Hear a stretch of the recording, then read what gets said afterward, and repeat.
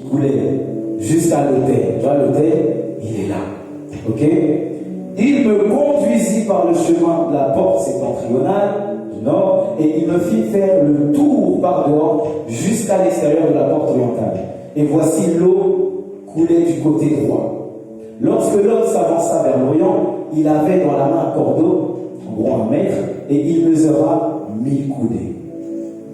1000 coudées. Il me fit traverser l'eau et j'avais l'eau jusqu'aux chevilles. Une fois. Ensuite, il mesura encore 1000 coudées. Il mesura encore 1000 coudées et me fit traverser l'eau. Et j'avais de l'eau jusqu'aux genoux. Ok? Ensuite, il continue. Il mesura encore 1000 coudées et me fit traverser et j'avais de l'eau jusqu'au rein. Jusqu'au rein. Il mesura encore 1000 coudées. C'était un torrent que je ne pouvais traverser car l'eau était si profonde qu'il fallait y nager. C'était un torrent qu'on ne pouvait traverser. Mais on parle de quoi? Quand il parle de torrent, il nageait. En fait, on parle de quoi? Et ensuite, il est écrit dans Proverbe 4, verset 23, regarde, qui décrit « Garde ton cœur plus que toute autre chose, car de lui viennent les sources de la vie. » Tu vois, quand on parle de ce torrent, dans notre cœur, il y a des eaux, il y a des sources. Et souvent, nos cœurs sont remplis de tristesse, sont remplis d'amertume, sont remplis de colère, sont remplis de peur, sont remplis de toutes sortes de choses. Mais là, le Seigneur lui dit, regarde, marche, je vais te remplir. Tu vois, il a marché 4 fois et il était complètement rempli. Amen. Et c'est ce qui va se passer dans ce culte. Tu vas sortir de ce culte. Et là où ton cœur était fatigué, chargé, le Seigneur va te remplir. Pourquoi il veut te remplir? On avance au verset 9. Regarde la conséquence de ça. Il dit, tout être vivant qui se meut vivra partout où le torrent. On a Ézéchiel 47, verset 9. Et il y aura une grande quantité de poissons. Car là où cette eau arrivera, les eaux deviendront saines et tout être vivant partout parviendra le torrent. Tu vois, tout être vivant qui se meut vivra partout où le torrent coulera et il y aura une grande quantité de poissons. Car là où cette eau arrivera, les eaux deviendront saines et tout vivra partout où parviendra le torrent. Ça veut dire que lorsque ton cœur ne sera plus rempli de choses bizarres, mais sera rempli de la présence de Dieu, rempli du feu de Dieu, regarde ce qui va se passer.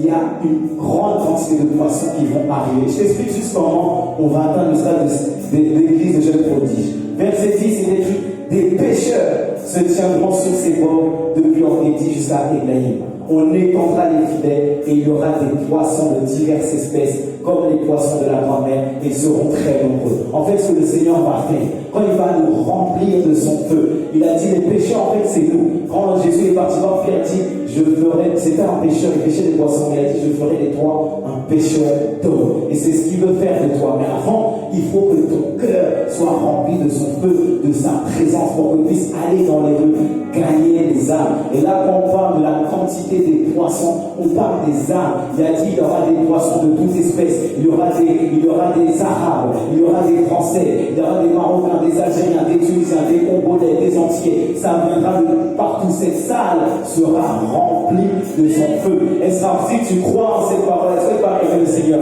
Et pour, on va faire un pas prophétique. On va faire un pas prophétique, ok? Il est écrit qu'il y avait de l'eau de la porte jusqu'à l'autel. Alors tu vas venir avec moi, on va marcher. On va faire ces 4 allers-retours. Et pendant qu'on va faire ces 4 allers-retours ensemble, le Seigneur va nous remplir. Là où ton cœur est fatigué et chargé, cette marche prophétique-là, tu verras, ça va remplir ton cœur. C'est réel. Le Seigneur avait dit, marchez 7 fois autour de Jéricho. Quand ils ont marché 7 fois, ils ont crié Jéricho, toutes les murailles, toutes les forteresses de Jéricho sont tombées. Là, ce matin, le Seigneur dit, jeune prodige de Christ, fais cette marche, traverse cette eau. Quand tu vas marcher, on va dire, tu peux juste reculer l'autel ici, là. Tu vas venir avec moi, n'aie pas peur. On va marcher ensemble. On va faire 4 allers-retours. Et quand tu vas marcher, tu vas voir tes os. Tu tu vas voir les eaux, tu vas voir ta tristesse, tu vas voir tes problèmes, tu vas voir tes soucis. On va marcher, on va faire 1, 2, 3, 4. Et quand on va faire le 4, on va pousser les cris de joie et le Seigneur va nous remplir, on va continuer ce culte. Amen. Donc viens avec moi, viens avec moi. On va commencer à la porte, il y a de l'eau, c'est vrai la porte. Viens, sors des rangs, sors des rangs, sors des rangs. Fais ta place et on va commencer sur ce son.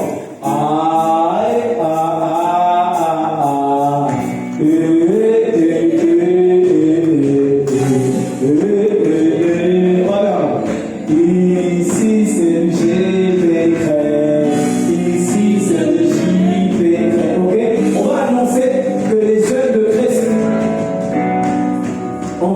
que les jeunes de Christ, se sont levés. À chaque fois que tu vas marcher sur tes problèmes, tu vas marcher sur tout ce qu'il y a dans ton cœur. Et plus on va faire un aller-retour, il y a la présence de Dieu, tu vas faire un aller, ça va venir au rein. Le deuxième, ça va aller au genou. Le troisième, ça va aller jusqu'ici. Jusqu'à qu'on soit rempli. Amen. Si tu es prêt, 3, 2, 1, on y va. Ici c'est le JPK, ici c'est le JPK, on y va. Ici c'est le JPK, ici c'est le JPK, ici c'est le JPK.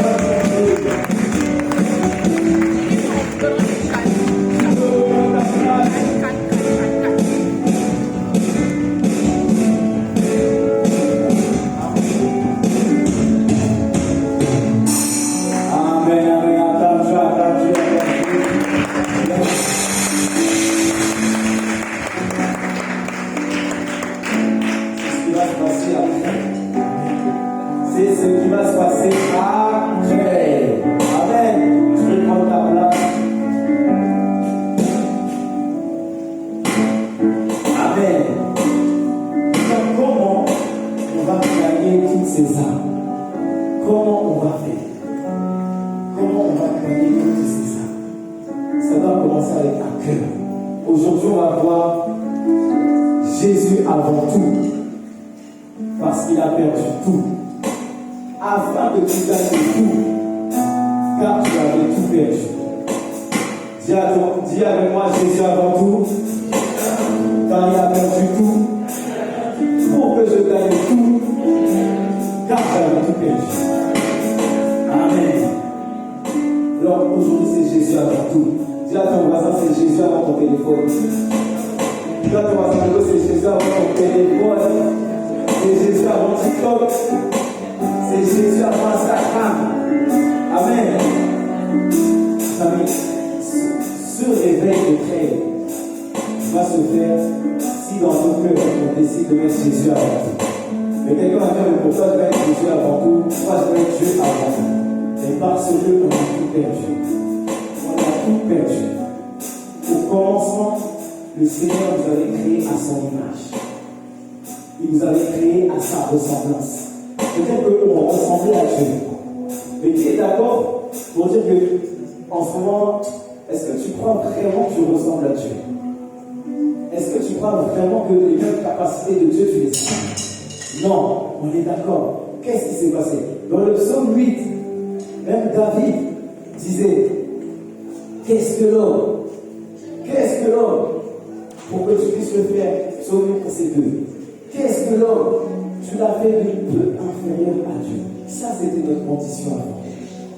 On était de peu inférieur à Dieu. De peu inférieur à Dieu. Qu'est-ce que l'homme? Tu l'as fait de peu inférieur à Dieu. Tu l'as couronné de gloire, d'honneur et de magnificence. Tu vois? Psaume 8, verset 4. On était de peu inférieur. T'imagines Dieu? Dieu, le créateur de l'univers visible, le créateur de du ciel, de la terre, de tout ce qui se meut.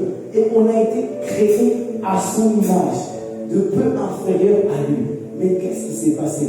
Pourquoi on ne manifeste pas cela? On a tout perdu.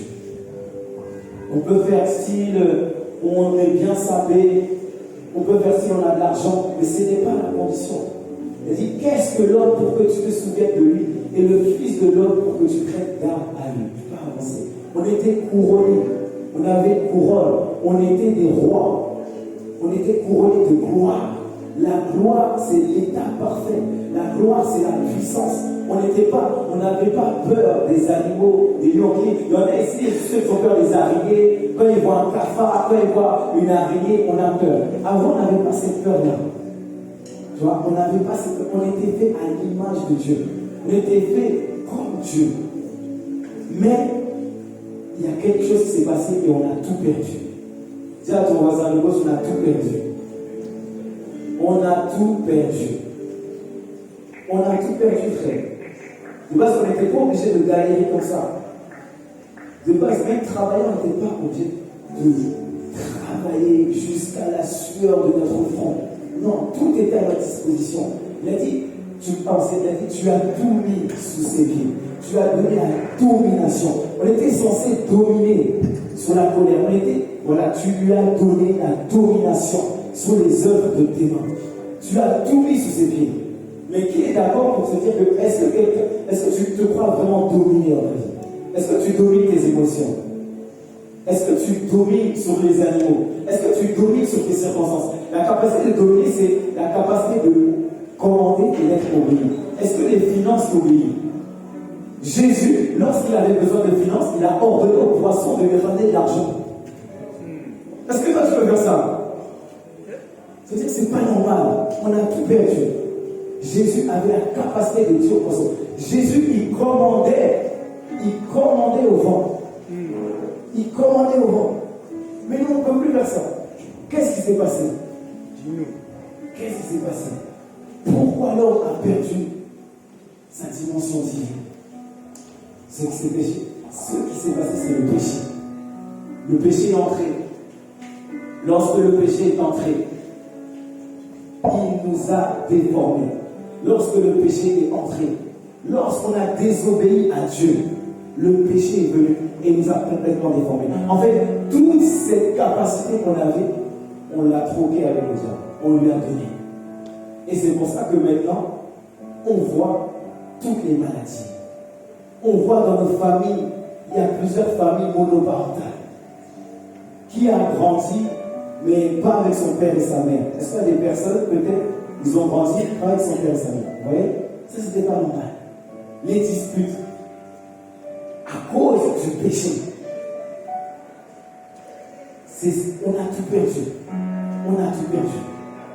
Et aujourd'hui, on doit revenir à lui. Mais pourquoi en fait on doit se dire Jésus avant tout? Jésus avant tout. Parce qu'en fait, il a donné tout. Voyant que nous avions tout perdu, il est venu. Alors que lui, il était dans les cieux. Lui qui était déjà au paradis, il était déjà au ciel. Il a vu la création qui devait être comme lui, qui devait être à son image, mort de la poussière. Dieu a décidé d'envoyer quelqu'un. Dis à ton voisin, quelqu'un. Il a envoyé quelqu'un. Et cette personne, c'est Jésus. Il n'a pas hésité, comme une proie arrachée, d'être l'égal de Dieu. Il était l'égal de Dieu. Il avait tout du ciel. Vous savez, lorsque tu es au ciel, ton corps ne souffre pas comme là. Il y a plusieurs témoignages de personnes qui ont une expérience proche de la mort. Et on avait une qui disait, elle est morte, elle se voyait à l'hôpital, et elle a vu son esprit monter. Et elle a goûté au ciel pendant quelques instants. Il y avait toute sa famille qui était là, et qui pleurait pour qu'elle revienne. Mais elle-même, dès qu'elle a goûté la gloire du corps glorifié, c'est le corps qu'on va voir, elle ne voulait pas revenir. Elle a rencontré Dieu, et Dieu lui a dit, ce n'est pas ton temps, il faut que tu repartes. Mais lorsqu'elle voyait son corps, elle voyait quelque chose d'immonde. C'était son corps pendant qu'elle était humaine. Mais elle voyait quelque chose d'immonde. Elle dit, non, je ne veux pas retourner là, je veux rester là-haut. Je veux rester là-haut. Dieu a dit, ce n'est pas ton temps. Elle a dû revenir. Dès que elle a goûté une seconde, elle ne voulait plus revenir. Jésus était déjà dans les cieux. Et il a décidé de venir pour toi. Il a décidé de venir pour toi. Il est né d'une vierge. Il est né dans une mangeoire. Il s'est humilié. Il s'est humilié pour te récupérer. Parce qu'en fait, il fallait qu'une personne qui n'avait jamais péché, il fallait qu'une personne qui n'avait jamais péché puisse mourir. Parce que le seul moyen que nous puissions retrouver notre condition de vie, c'est qu'il fallait qu'un Dieu donne sa vie pour la redonner. Et ce Jésus-là, c'est ce qu'il a fait pour nous. C'est ce qu'il a fait pour nous. C'est pourquoi on doit avoir Jésus avant tout. On doit chercher Jésus avant tout parce qu'il a tout perdu. Il a dit, dans un parole, il s'est fait pauvre de riche qu'il était afin que par sa pauvreté, nous soyons enrichis. Il s'est fait pauvre, c'est-à-dire qu'il a perdu sa condition divine. Il a pris un habit humain pour qu'on puisse retrouver notre condition divine. C'est ce que Jésus a fait. C'est ce qu'il a fait. Dans Jean 1, on voit cela. Au commencement était la parole. La parole était Dieu. La parole était avec Dieu. Puis, elle s'est faite chair. Elle est venue habiter parmi les siens. Et à tous ceux qui l'ont reçu, elle a donné le pouvoir de devenir enfant de Dieu. C'est ça qui nous donne la capacité de redevenir un enfant de Dieu, de reprendre ce manteau, la domination. Donc mon frère, ma soeur, peut-être que tu es là, peut-être que tu es déjà dans une église, peut-être que tu viens à l'église depuis plusieurs semaines, depuis que tu es petit, mais ce n'est pas suffisant. Il faut qu'à un moment tu reconnectes avec ce Jésus. Il faut qu'à un moment tu reconnectes avec ce Dieu, parce qu'on avait tout perdu. Et la seule manière de tout récupérer, c'est de rencontrer ce Jésus. C'est pour ça que tu dois avoir cette mentalité. Jésus avant tout. Quand je vais à l'église, quand je vais à l'école, Jésus avant tout. Il faut que je rencontre ce Jésus. En fait, pour rencontrer ce Jésus, il ne suffit pas juste d'aller à l'église. Il faut que j'ai ce caractère. Il faut que Jésus mais ils me connaissent. Parce que sinon, regarde ce qui va se passer.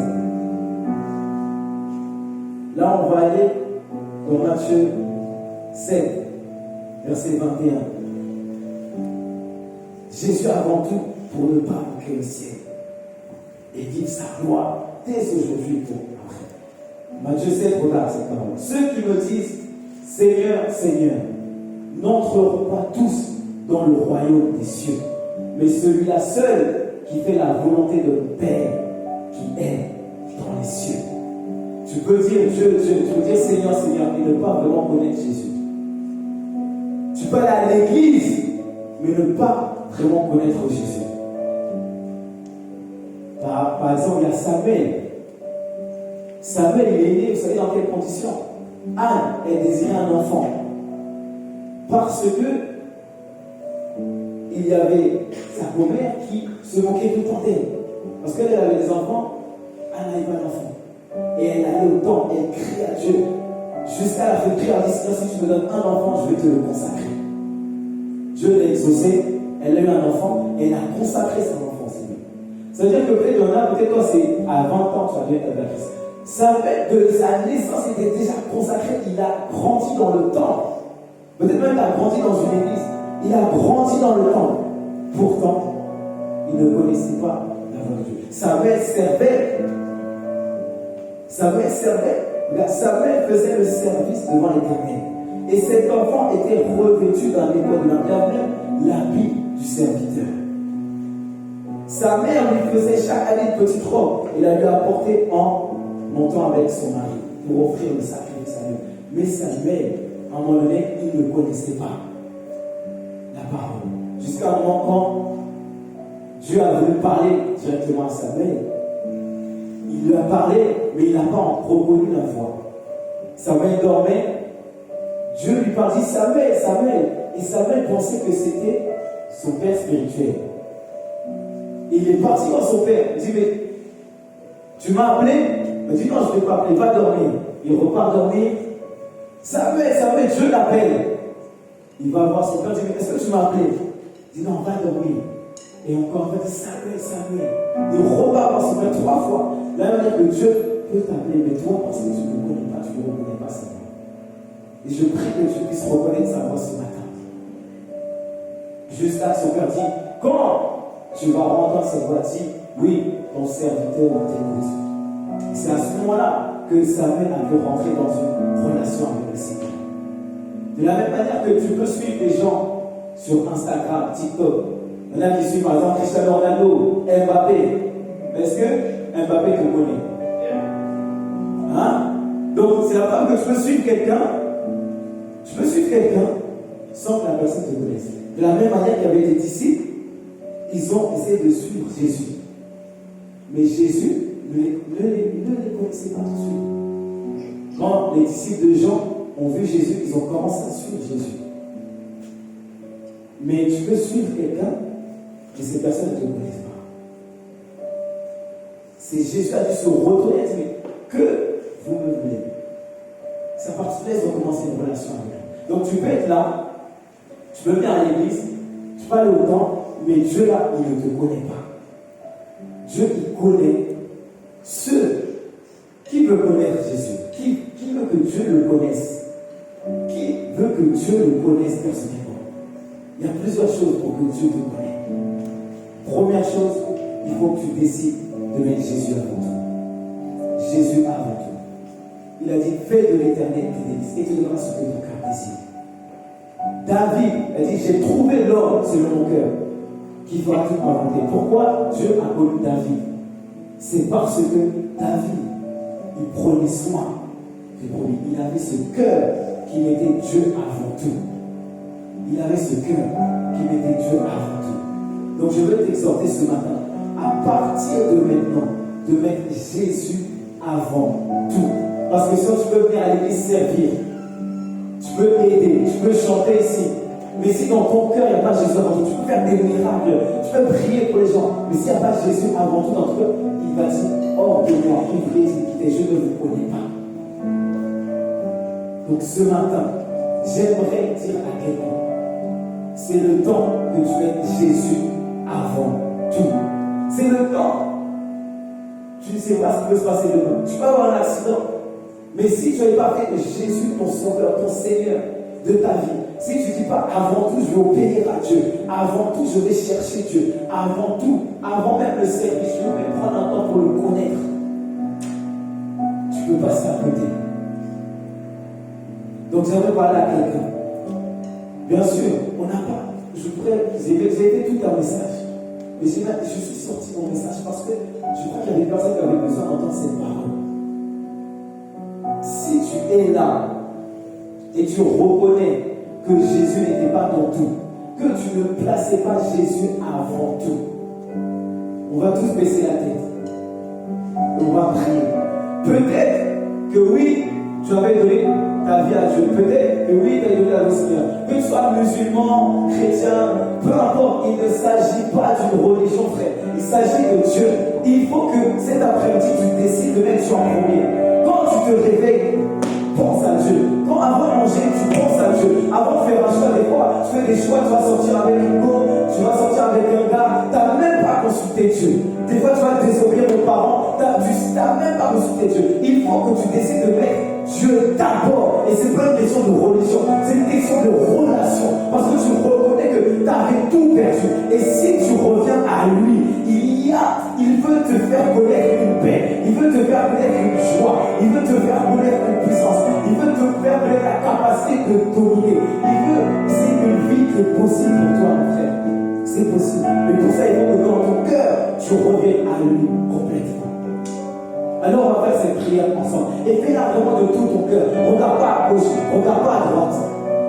Tu vas répéter après moi. Tu vas dire, Seigneur, je ne t'entends pas. Dis, Seigneur, ce matin, je reconnais que je ne t'avais pas mis avant tout. Je ne te demande pardon pour mes péchés. Mais aujourd'hui, je veux revenir à toi. Je veux une relation avec toi. Je veux quitter ma vie de péché, de faiblesse. Et je veux la vie de Dieu. Je veux devenir ton enfant. Je veux être semblable à toi. Alors aide-moi à devenir la personne que tu veux que je sois. Dans le nom de Jésus le Christ. Amen. Garde la tête baissée. Et maintenant, si tu reconnais, lorsque Jésus parlait aux disciples d'Emmaüs, ils avaient commencé à ressortir un feu dans leur cœur. Alors qu'on a fait cette prière, si tu n'as jamais donné ta vie au Seigneur, ou si même tu t'étais égaré, si tu reconnais que Jésus n'était plus ton tout, tu vas lever la main et on va prier pour toi. Si tu décides, si tu veux faire de Jésus ton tout, lève la main. Si c'est la première fois que tu as fait cette prière, tu ne l'avais jamais fait, lève simplement ta main. Lève simplement ta main. C'est entre toi et Dieu. C'est entre toi et Dieu. Tu peux lever la main. Mais tu n'es pas honte de lui. Si tu as honte de lui devant les hommes, il aura honte de toi devant ton Père. Et il ne faut pas que Dieu ait honte de toi devant Dieu à la fin des temps. Alors si, c'est-à-dire que tout le monde a donné sa vie à Jésus-Christ ici, est-ce que tu reconnais vraiment que Jésus n'était pas ton tout? Maintenant, deuxième appel. Peut-être tu as déjà donné ta vie au Seigneur. Mais tu veux maintenant tracer une ligne de démarcation et tu veux faire de Jésus ton tout. Tu veux faire de Dieu ton tout. Peut-être tu es allé à l'église, mais tu n'avais pas fait de Dieu ton tout. Et ce matin, tu veux faire de lui ton tout. Si c'est ton cas, lève la main. Lève la main. Si c'est ton cas, si tu veux faire de Dieu ton tout, lève la main. Lève la main. Je vois plusieurs mains se lever. Lève la main. Il y a encore une personne. Tu n'as pas fait de Dieu ton tout. Lève la main. Ok, si tu as levé la main, maintenant commence à te lever. 22e pas de fois. Lève-toi, lève-toi. On va prier pour que tu puisses recevoir la capacité de faire de Dieu ton tout. Peut-être tu viens à l'église et tu te caches, tu envoies des messages bizarres. Peut-être tu restes encore